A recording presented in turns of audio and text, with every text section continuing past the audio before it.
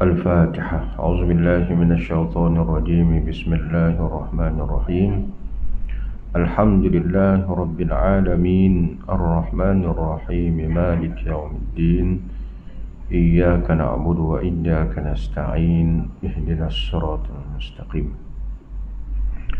صراط الذين أنعمت عليهم غير المغضوب عليهم ولا الضالين آمين. أعوذ بالله من الشيطان الرجيم. بسم الله الرحمن الرحيم. الحمد لله رب العالمين والصلاة والسلام على أشرف الأنبياء والمرسلين وعلى آله وصحبه أجمعين. اللهم فقهنا في الدين وعلمنا التأويل واهدنا الصراط المستقيم. اللهم زدنا علما وارزقنا فهما. وصلى الله على سيدنا محمد وعلى آله وصحبه أجمعين. الحمد لله رب العالمين.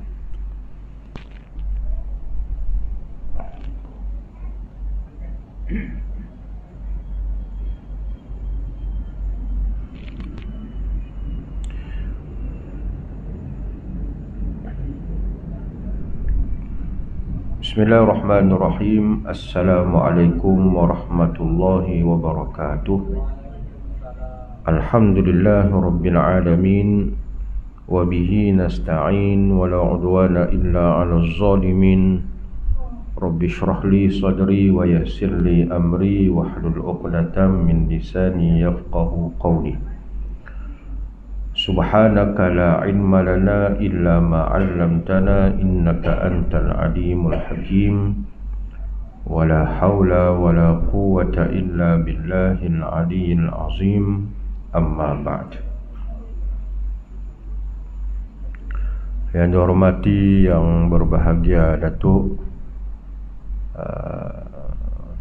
yang berbahagia Tuan Pengurusi Jawatan Kuasa Masjid dan seluruh ahli jawatan kuasa masjid, para imam, para bilal, seterusnya para jemaah muslimin, muslimat yang dirahmati Allah Ta'ala sekalian. Alhamdulillah, kita panjatkan syukur kehadrat Allah Subhanahu Wa Ta'ala dengan taufik dan hidayah daripada Allah. Sekali lagi kita diberikan kesempatan oleh Allah Subhanahu Wa Ta'ala untuk sama-sama dapat mengerjakan solat maghrib secara berjemaah, dan kita dapat meneruskan kuliah maghrib kita pada malam ni, iaitu bicarakan tentang kitab 40 hadis penawar bagi hati yang disusun oleh almarhum Syekh Ahmad Fahmi bin Zamzam Abu Ali Al-Banjari An-Nadwi Al-Maliki rahimahullahu ta'ala. Muslimin muslimat yang dirahmati Allah, insyaAllah pada malam ni kita akan menyambung hadis yang kedua. Hadis yang kedua. Qala al-musannif rahimahullahu ta'ala wa nafa'ana bihi wa bi'ulumihi fid darain amin ya rabbal alamin. Hadis yang kedua. Siapa teman setia? An Anasin radhiyallahu anhu anna an-nabiyya sallallahu alaihi wasallam qala yatba'ul mayyita thalathatun ahluhu wa maluhu wa amaluhu fayarji'u ithnani wa yabqa wahidun yarji'u ahluhu wa maluhu wa yabqa amaluhu. Muttafaqun alaih. Daripada Anas bin Malik radhiyallahu anhu, Rasulullah sallallahu alaihi wasallam bersabda, ada 3 macam yang akan menghantarkan jenazah ke perkuburan. Yatba'ul mayyita thalathatun Maknanya 3 perkara yang akan menghantarkan jenazah ke kuburan. Apa dia? Ahluhu wa maluhu wa amaluh, iaitu keluarganya, hartanya dan amalnya. Ini maknanya kita bawa mati ni 3 perkara. Yang antar kita ke kuburan ni 3 perkara. Pertama, harta, ahluhu, ahli keluarganya, wa maluhu, hartanya, wa amaluh, dan juga amalannya. Fayarji'u isnani wa yabqa wahidun. Nabi kata 2 di antaranya akan kembali, ikut balik, dan yang satu lagi akan tetap tinggal menyertainya. Bila jenazah seseorang itu dihantar ke kubur, yang mengiringi itu 3, keluarganya, hartanya, amalannya. Maka Nabi kata 2 tu balik, ikut balik nanti, yang satu ni tinggal. Apa yang pergi, apa yang tinggal, ikut balik ini, iaitu ke ahli keluarganya dan juga hartanya. Maknanya kalau ramai-ramai pergi kubur antara apa semua tu, kita juga diceritakan tentang gambaran seseorang yang keadaan orang yang telah pun meninggal, keadaannya bila mana nak pergi ke kubur. Ada satu keadaan dia ni tidak sabar sudah mau pergi. Ketika mana usung tu jenazah tu, cuma kita tak dengar lah tuan-tuan. Kita tak dengar lah masa tu. Maknanya sudah berpindah alam ni.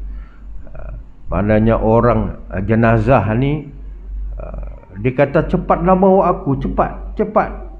Tak sabar-sabar masuk ke dalam lubang kubur. Sebab sudah dibayangkan kepada dia satu keadaan, itu disebut kubur ni di antara, kalau kata Allah bagi nikmat kepada dia, satu bayangan di kubur itu pun digambarkan sebagai min raudhatil jannah, daripada taman syurga. Sudah digambarkan begitu. Jadi golongan ini, ataupun bila jenazah yang baik ini diusung ke kubur, maka dia tak sabar-sabar nak sampai. Kalau lambat lagi kita bawa tu, cepat dia bilang cepat. Cuma nak dengar lah. Kalau dengar barangkali yang membawa tu belum 4 habis tu. Cuma nak dengar je lah. Itu jenazah yang baik. Kalau jenazah tak baik, tuan-tuan, maka ketika itu janganlah bawa. Bagi lambat lagi, lambat. Kalau boleh nak bagi lambat sampai. Digambarkan begitu. Itulah tuan-tuan, khabar-khabar begini ni hanya datang daripada Nabi SAW, dan sudah pasti kita akan melalui sedemikian. Ini berkaitan juga ni. Nabi kata bila menghantar jenazah ke kuburan, 3 perkara ni akan ikut serta ahli keluarganya, hartanya dan juga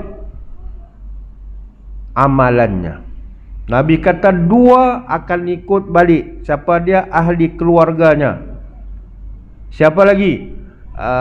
Hartanya akan ikut balik. Dia tak akan bawa masuk ke dalam lubang kubur hartanya. Bahkan yang kekal bersama dengan dia, kekal bersama dengan jenazah yang dibawa ke kubur itu, apa dia? Amalannya. Hak inilah tinggal. Jadi setelah balik hartanya balik, lepas tu keluarganya pun balik, Maka bermulalah disebut alam kubur kan. Alam kubur, ada mungkar nakir akan datang, soal dan sebagainya lah. Hadis ini muttafaqun alaih, riwayat Bukhari dan juga Muslim.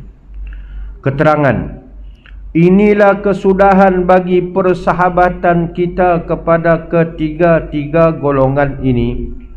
Istri yang kita cintai dan anak-anak yang kita sayangi dan juga kaum keluarga, mereka hanya dapat menghantarkan kita sampai ke tanah perkuburan dan hanya dapat mengucapkan selamat tinggal kepada kita ketika melihat badan kita terbujur sejuk di liang lahat. Tak apa dah tuan-tuan, kita yang mati, keluarga akan hantar, semua akan hantar, tetapi hantar sajalah, kita akan kekal di dalam lubang kubur, sudah berpindah ke alam lain. Jadi ketika itulah tuan-tuan, bagi yang mati, dia akan menghadapi situasi yang seterusnya. Adapun bagi yang hidup, ini adab kita dalam Islam untuk yang kita hidup ni lah. Bila kita mengiringi jenazah ke kuburan, untuk apa? Sebesar-besar peringatan adalah untuk kita mengingati mati. Bukan saja-saja kita hantar ke kuburan tu. Tu kadang-kadang orang tiada rasa keinsafan. Bila sampai ke kuburan, jenazah masuk ke liang lahat, dia tak rasa apa. Kadang hantar begitu je lah. Tu pernah timbul isu sebelum ni. Kadang-kadang sampai ke kuburan tiada rasa insaf. Yang dia rasa siuk, seronok, akhir sekali berselfie. Selfie je lah. Itu timbul isu kan berkaitan dengan itu, dan bagaimana kita dipandu untuk menjaga adab ketika mana di kuburan, yang mana sepatutnya bila kita di kuburan ini adalah mendatangkan keinsafan untuk kita lebih mengingati kematian. Dan kita dituntut sebagai orang yang hidup ni, kita dituntut untuk kalau boleh iringi jenazah sampai ke kuburan. Tiada seorang pun yang bersedia untuk menjadi teman kita di kesunyian kubur. Sayang macam mana pun ahli keluarga kita, bila sudah masuk ke dalam lubang kubur, tidak ada seorang pun yang berani ikut masuk kubur, bahkan. Dia kata, bah, timbuslah kah sekali dengan jenazah, dia bilang, sebab aku sayang dengan dia. Seorang istri yang sangat sayang kepada suaminya, begitulah juga suami yang sangat sayang kepada istrinya ataupun kepada anak-anaknya sekalian.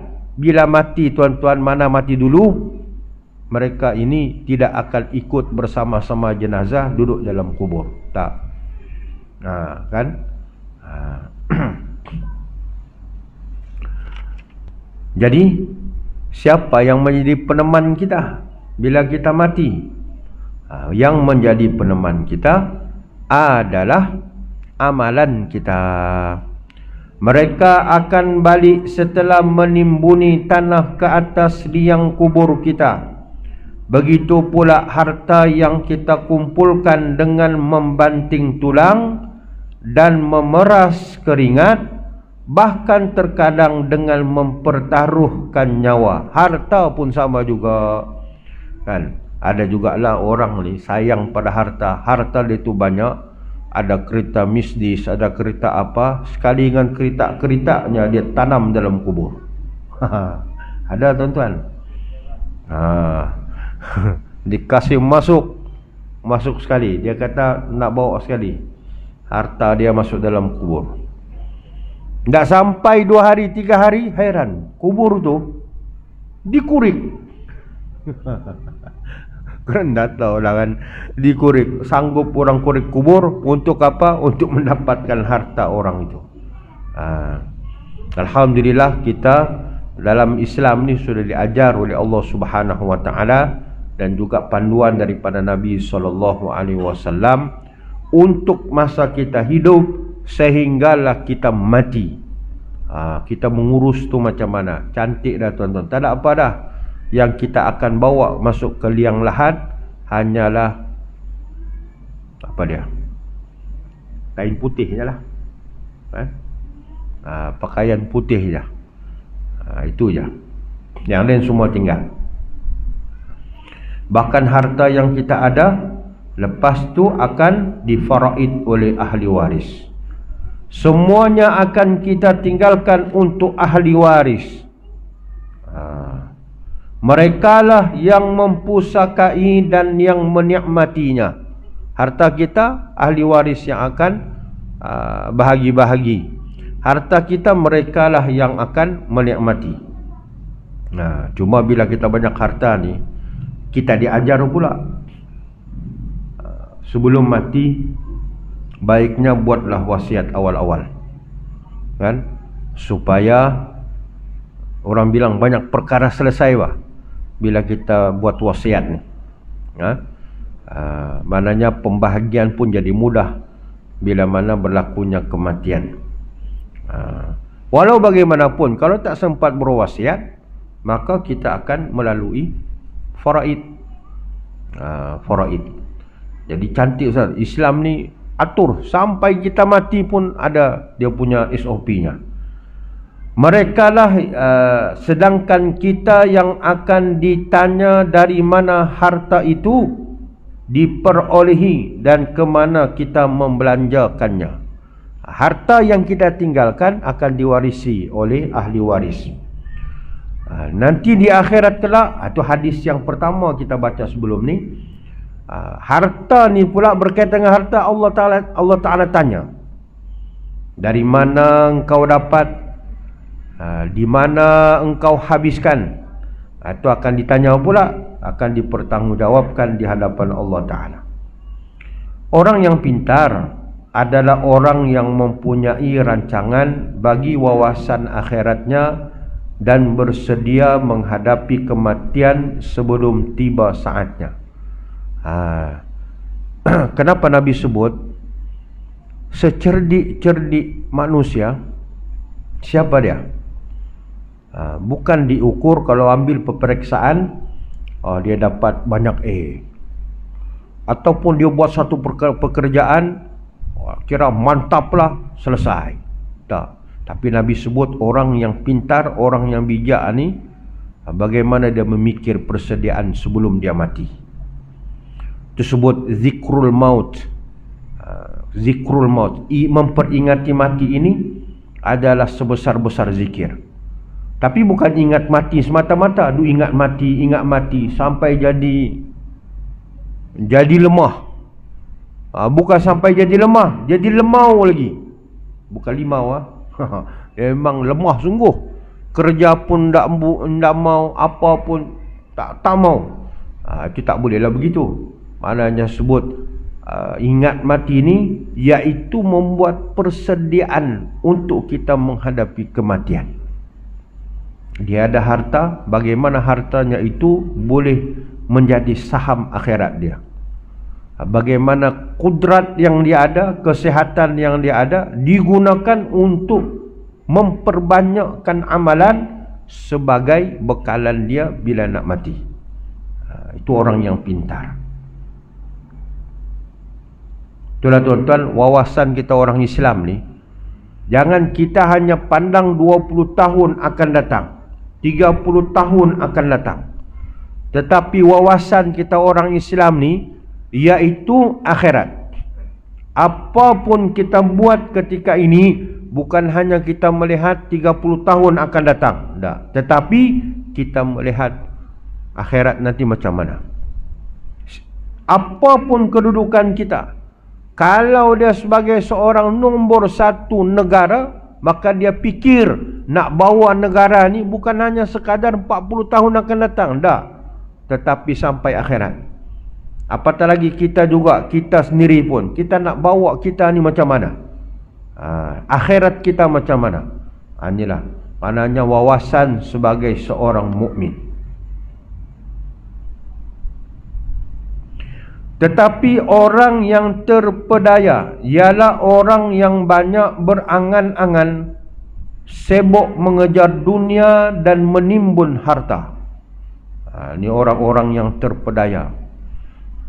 Kumpul harta tapi lupa akhirat. Kumpul harta banyak-banyak tetapi tiada untuk akhirat. Maka apabila datang saat kematian, barulah ia menyedari diri dan barulah hendak berazam untuk berbuat kebajikan. Sifat manusia. Orang nak ingat Allah ketika susah ni senang. Bila kita ditimpa musibah, ingat kepada Allah ni senang. Tapi tidak mudah bila kita dikurniakan kesenangan untuk ingat Allah. Oh, bukan senang tuan-tuan. Susah ingat Allah ni mudah. Tapi ketika mana kita senang ingat Allah ni, payah. Payah. Tapi kalau senang pun dia ingat Allah, susah pun dia ingat Allah, inilah sebaik-baik manusia. Maka apabila datang saat kematian, barulah ia menyadari diri dan barulah hendak berazam untuk berbuat kebajikan. Namun pada waktu itu sudah tidak berguna lagi penyesalan. Bila dah kita diambang kematian ataupun sudah mati, ketika itu dah tak ada apalah lagi. Muslimin muslimat yang dirahmati Allah, oleh kerana itu perbanyakkan berbuat kebajikan, tingkatkanlah ketakwaan, buatlah bekal akhirat sedaya upaya yang ada, rajin bersedekah dan sering menyumbang untuk membuat bekal bagi perjalanan negeri akhirat yang sangat jauh itu, kata pengarang. Jadi kesimpulannya daripada hadis ini, makanya amalanlah yang kita buat masa kita hidup ini menjadi peneman bila mana kita masuk ke dalam kubur. Dengan cara bagaimana? Banyaklah berbuat kebajikan, banyakkanlah berbuat amal, banyakkanlah, tingkatkanlah ketakwaan. Itu semua cara-caranya amal-amal kita ini, amalan-amalan yang kita akan bawa sebagai persediaan kita menuju kematian. Jadi muslimin muslimat yang dirahmati Allah, mudah-mudahan ianya memberikan pengajaran kepada kita. 3 perkara tadi ya, ahluhu wa maluhu wa amaluh. Ahli keluarganya, hartanya dan juga amalannya. Amalan kita sendiri itu, ini yang peneman kita di akhirat nanti. Begitu juga ahli, walaupun ahli keluarga kita ni balik kan. Contohnya apa dia? Anak beranak kita, anak kita khususnya. Kalaulah kita tinggalkan ahli waris kita seorang yang soleh dan solehah, ianya juga habuan untuk kita mendapat saham bila mana kita mati. Kita tinggalkan anak kita yang soleh dan solehah, tidak tinggalkan sembahyang 5 waktu, bahkan mereka ini menjaga sembahyang 5 waktu, buat apa yang Allah Ta'ala perintah dan tinggalkan apa yang Allah Ta'ala larang. Ini anak yang soleh dan solehah.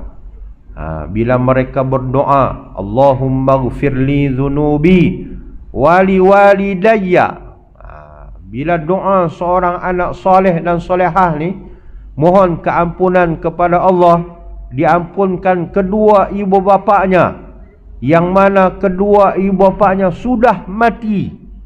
Maka ketika itu tiada hijab dan doanya sampai kepada kedua ibu bapa dan diperkenankan oleh Allah Ta'ala.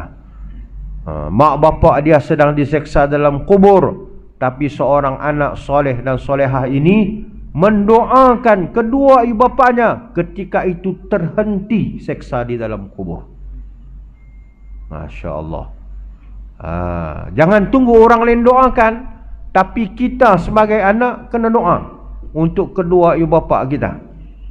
Mak bapak kita tak mati lagi, doalah juga, kan doa juga, supaya Allah Ta'ala sentiasa mengampunkan dosa kedua ibu bapa kita. Ini adalah tanda seorang anak yang soleh dan solehah. Tak perlu kita minta doakan untuk orang lain. Pak Imam baca doa dulu. Untuk apa? Untuk kedua ibu bapa aku. Bukan tak boleh, boleh, tapi lebih afdal, lebih baik, lebih afdal anak-anaknya. Macam kita ada ibu bapa, doa. Ibu bapa kita dalam mati, lagilah perbanyakkan. Kemudian wa maluhu, dan hartanya. Kita tinggalkan harta kepada anak kita. Anak kita ni pula yang soleh dan solehah, insya-Allah tuan-tuan, mereka akan dapat mengurus harta kita. Bahkan mereka juga akan memikirkan tentang kita.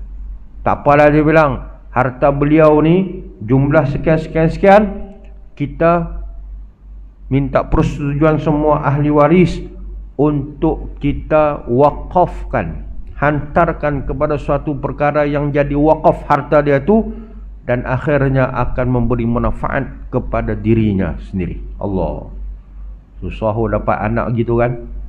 Kalau anak tak faham agama, kalau anak bukan anak yang soleh dan solehah, susah dia nak fikir harta waris itu, harta bapa dia tu digunakan untuk diwakafkan atas nama bapa dia. Payah tuan-tuan, susah. Itu kita kenal sekarang ni, siapa-siapa ada anak, kita punya ahli waris kita, usahakanlah untuk kita tarbiyah sungguh-sungguh agar mereka ini menjadi anak yang soleh dan solehah. Tuan-tuan, akhir sekali dia akan beri manfaat kepada kita. Hadis yang seterusnya, yaitu hadis yang ketiga, seringan-ringan seksaan di neraka. Anin Nu'man bin Bashir radhiyallahu anhuma qala sami'tu Rasulullah sallallahu alaihi wasallam yaqul inna ahwana ahli an-nari 'adaban yawmal qiyamati la rajulun yudha'u fi akhmasi qadamayhi jamratani yaghli minhuma dimaghuhum ma yara anna ahadan ashaddu minhu 'adaban wa innahu la ahwanuhum 'adaban. Muttafaqun alaih. Yang bermaksud daripada Nu'man bin Bashir radhiyallahu anhuma berkata, aku mendengar Rasulullah sallallahu alaihi wasallam bersabda, sesungguhnya seringan-ringan seksaan penghuni neraka pada hari kiamat ialah seseorang yang akan diletakkan di bawah tapak kakinya dua buah bara api neraka sehingga mendidih dari sebab panas kedua bara api tersebut. Apa yang mendidih? Otak yang ada di kepalanya. Dia menyangka bahawa tidak ada orang lain yang lebih dahsyat seksaan daripadanya, padahal dia adalah orang yang paling ringan seksaannya. Riwayat Bukhari dan Muslim. Keterangan, cuba kita bayangkan betapa dahsyatnya seksaan yang paling ringan di neraka. Apa yang paling ringan di neraka seksaan dia? Yaitu diletakkan di kedua-dua tapak kakinya bara api. Tak banyak, dua ketul saja, seketul sebelah, sehingga bergelegak otak. Allah. Kalau sebut api kan, janganlah kita tengok api yang lain bahkan. Kalau yang orang menyigup bah, Lepas dia menyegup puntung rokok tu kan, jangan kasih mati, kasih buang ni, kasih pijak-pijak, jangan. Try kasih mati, kasih gidis-gidis di tangan. Sanggupkah? Memang tak sanggup. Panas begitu. Kan? Apa lagi? Agak-agak kalau kita pergi dapur rumah kita, kita buka api. Sanggupkah kita letak jari kita di atas tu? Kita pun tak sanggup. Panas tak tuan? Panas. Ini sekarang ni kita suasana panas kan? Tapi tidaklah berapa sangat sebab sudah hujan. Tapi ada lagi tempat-tempat yang panas. Itu pun mengeluh. Kan? Jangan kata tu blackout pun. Kadang-kadang blackout pun panas juga kan? Sudahlah panas. Dadakan panas lagi memang pun panas. Jadi nak sebut panas ni, bayangkan dunia aja pun kita seksa. Apatah lagi kalau kita di akhirat. Wala'udzubillah. Nabi kata seringan-ringan seksaan itu bila diletakkan bara api, dua ketulnya letak sebelah menyebelah di tapak kaki, lalu menggelegak otak. Dia sangka dahsyat ni, dia kata, oi dahsyat sungguh seksaan ni. Dia sangka itulah paling dahsyat seksa azab neraka. Rupa-rupanya itulah seringan-ringan seksaan di dalam neraka. Dengan bahang kedua bara api yang diletakkan di bawah tapak kaki sudah boleh mendidihkan otak yang ada di atas kepala. Maka betapa pula kalau seksaan yang lebih berat lagi. Rasanya tidak ada seorang pun yang mampu untuk berdiri di atas bara api yang panasnya boleh mendidihkan otak yang ada di kepala. Jangan tunggu mendidih. Kalaulah kata bara api tu, kita pijak atas tu pun dah kita tak sanggup. Tak sempat lagi mendidih apakah. Kaki pun sakit, melompat kita. Ni bayangkan tuan-tuan, sampai tahap mendidih otak di kepala ni. Allah. Wala'udzubillah lah. Mudah-mudahan kita terelak daripada seksaan api neraka. Kita sudah pasti akan menjerit kepanasan dan kita tidak akan mampu menahannya, walaupun hanya dalam masa sehari atau seminggu sahaja. Cuba bayangkan betapa pedihnya seksaan yang berterusan dan dari saat ke saat hanya bertambah panas, di samping tekanan jiwa dengan putus harapan daripada selamat walaupun setelah jutaan tahun yang akan datang. Namun kita tak sangguplah dengan seksaan api neraka Allah Ta'ala yang seringan-ringannya. Dan menurut riwayat, bapa saudara Nabi kan, Abu Talib kan, yang Nabi SAW pernah mendoakan hidayah kepadanya kan? Tapi hidayah ni milik Allah. Allah tak bagi. Namun seringan-ringan seksaan bapa saudara Nabi ini seringan dipakai seringan-ringan seksaan ni, mana bara api berada di telapak kaki lalu menggelegak otak. Oh dahsyat kan? Kita sanggupkah kaki ayam tengah-tengah hari berjalan di jalanan tar tu? Oh tidak sanggup kita kan? Tidak sanggup kita. Kalau mau merasalah kepanasan kan, tapi itulah keadaan panasnya, disebut panasnya seksaan api neraka tu seringan-ringan seksaan. Muslimin muslimat yang dirahmati Allah Ta'ala sekalian, Hadis yang ketiga. Selesai hadis ketiga. Tadi hadis ketiga kan? Hadis yang keempat. Hadis keempat dia panjang sikit, mana yang kita sempat lah. Hadis yang keempat, merompak sebilah kayu siwak sudah boleh membawa masuk neraka. Kayu siwak kan? Kita ni kadang-kadang bersiwak pun tak. Orang bagi hadiah kayu siwak pun macam tak ada apa-apa bagi kita kan. Tapi kalau kau curi itu saja pun boleh masuk neraka. Bayangkan kalau lebih daripada itu. An Abi Umamah Iyas bin Tha'lab al-Harisi radhiyallahu anhu anna Rasulullah sallallahu alaihi wasallam qala man iqtata'a haqqun imri'in muslimin biyaminihi faqad awjaballahu lahu an-nar wa harrama alaihi al-jannah. Faqala rajulun wa in kana syai'an yasiran ya Rasulullah. Faqala wa in qadhiban min arakin. Rawahu Muslim.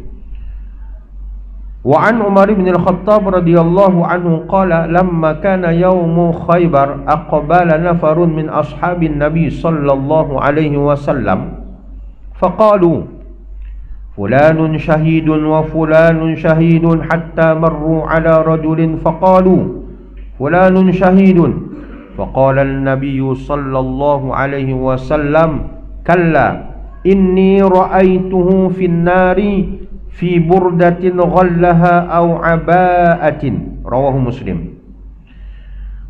Daripada Abu Umamah Iyas bin Tha'lab al-Harisi radhiyallahu anhu bahwasanya Rasulullah sallallahu alaihi wasallam bersabda, barang siapa yang mengambil hak milik seseorang Islam dengan sumpahnya, yaitu mengambil secara paksa atau merompak, maka Allah Ta'ala telah mewajibkan neraka baginya dan telah mengharamkan syurga untuk dimasukinya. Kemudian ada seorang lelaki yang bertanya, kalau hanya barang yang sangat sedikit, ya Rasulullah. Nabi SAW menjawab, walaupun hanya sebilah kayu arak ataupun kayu yang digunakan untuk bersiwak. Ini satu hadis ni. Ada satu hadis lagi dalam tajuk ni. Oh, dahsyat. Maknanya Nabi kata, kalau kamu ambil hak orang lain, tanpa hak, maknanya ambil kepunyaan orang lain, milik orang lain. Siapa dia?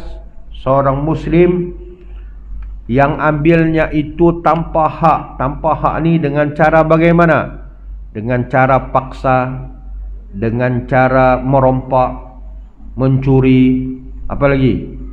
Macam-macam lah kan? Dengan cara yang apa pun yang kita ambil hak orang Islam yang lain. Datang ke masjid, tiba-tiba balik daripada masjid, dia nampak sedipar orang, wih macam cantik ni tahu, dia bilang. Dia ambil. Itu mengambil hak orang lain juga tu. Ni termasuk. Apatah lagi masuk ke masjid tengah-tengah malam, angkat tabung masjid. Ini terjadi tuan-tuan di sekolah Austral, Tahfiz sana pada 15 hari bulan baru ni. Pencuri masuk. Ada tabung sekolah situ, diangkutnya angkut. Pakai helmet lagi tu. Itu memang yalah mencuri lah. Ni. Itu kita cerita dalam itu. Ada juga orang ambil hak orang lain ni dengan cara macam mana? Menipu. Scammer, orang panggil sekarang scammer. Kan? Macam-macam style scammer ni. Ini termasuk. Apa lagi? Cara macam mana sekarang? Macam-macam lah. Orang ambil hak orang lain ni. Kadang dia ambil hak orang lain dengan menggunakan kuasa yang dia ada. Sain dia kan laku. Laku sain dia. Orang datang kata, "Tuan, begini. Lepas tu okey ni dia kata, kalau tuan sign dia tahu hak tu hak orang lain, tapi dia sign juga sebab sign dia laku kan. Tu kira termasuk di dalam ni juga. Ada mengambil hak orang lain. Tengok apa kata Nabi sallallahu, apa kata sahabat Nabi kata, "Ya Rasulullah, walau sedikitkah? Tak banyak. Sikit pun kena kah?" Nabi kata, "Ya." Hatta dia kata walaupun hanya sebilah kayu sugi. Saya rasa semua kita nampak makan kayu sugi itu macam mana kan. Itu pun sudah dikira diharamkan kepadanya syurga dan dilarangnya masuk ke dalam syurga. Allahu Rabbi. Besar dia punya akibat orang yang mengambil hak orang lain ini. InsyaAllah kita sambung lagi. Dalam tajuk ni dia akan bawa satu lagi hadis yang berkaitan dengan ini. Wallahu subhanahu wa ta'ala a'lam. Ada soalan?